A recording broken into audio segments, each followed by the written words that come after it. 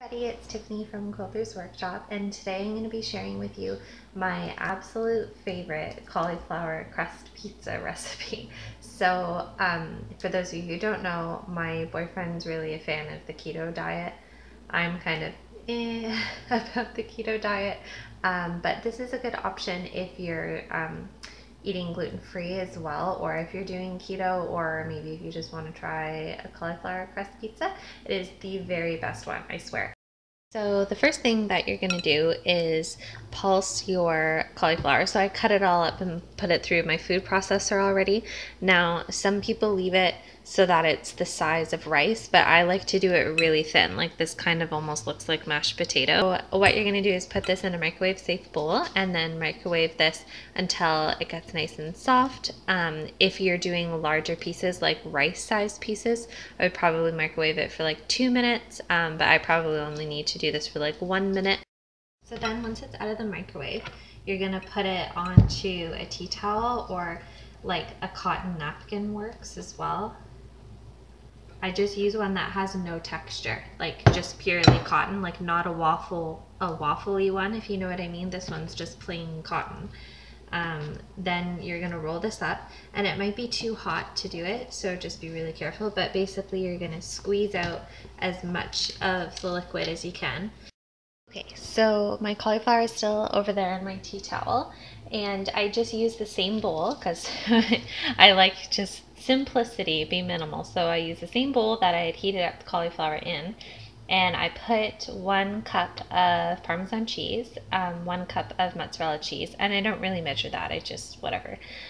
Salt, dried oregano, garlic powder, 2 tablespoons of almond flour, which I guess you could use regular flour if you weren't worried about, you know, being keto or anything like that, and then 1 egg.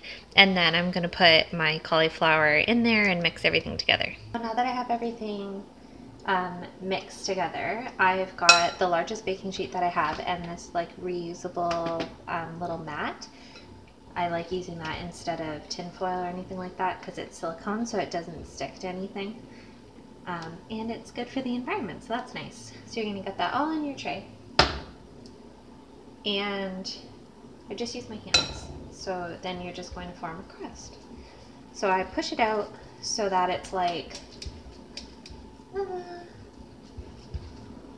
pretty thin. I'll show you when I'm done. But basically the size that you're able to make is just based off of how big of a cauliflower you had, or maybe if you only had a small cauliflower you could use 2. But this is going to be a pretty fair size. I usually do it in like a rectangle shape, but one time for Valentine's Day I made a heart. So this would be kind of fun if you had little kids too. You could get them to help with this part. But yeah, I feel like I might have to disable the comments on this because honestly, I don't really have like a super good opinion on keto stuff. I think I mentioned it kind of at the beginning, but I just really do it to support my boyfriend because it makes him feel good, and he enjoys being on it and enjoys the benefits from it and everything. But I know that it's very controversial, I guess, so I kind of feel like people are going to pounce on each other or be super opinionated in the comments, and I just kind of don't like that vibe. Okay, so it's sort of in a bit of a rectangle shape, and this is about the thickness of it there. And then you're going to bake that at 450 for about 8 to 10 minutes or so before you put any of your toppings on. So we're going to throw that in there. And now we're going to talk about the sauce. So the pre-made pizza sauces that you can get at the grocery store have quite a lot more grams of carbs in them than just this, which is tomato paste. So if you're not worried about keto, I mean, you can do whatever you want for the sauce, but I'm just showing what I do. So I buy just this little tiny can. These are usually like 50 cents at the grocery store, and then I put this Italian style seasoning just right in the can there, and I stir it all together. Okay, so when you take it out, it should have some little areas where it's just starting to get a little bit golden, and then you can go ahead and put your sauce right down on it and your cheese and your toppings. And then when you go to put it back in, you're just gonna put it in long enough so that the cheese melts again. Okay, so when I spread it around, I sort of leave a little bit of a crust, like an edge around it, but you don't have to do that part if you don't want to. And I'm actually just gonna put cheese on it because I'm not a huge fan of meat, and sometimes I'll cook up some bacon to put on it just because my boyfriend likes bacon on it, but I don't usually buy the pepperoni from the store because it's kind of expensive for what it is, and I don't really like the taste of it.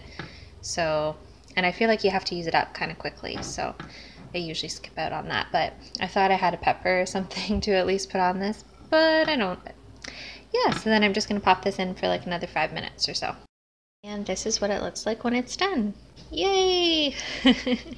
So hopefully you enjoyed and hopefully you found this helpful. I will hopefully be back super soon with some more crafting videos, and all of my social media links are listed below. Thanks for watching.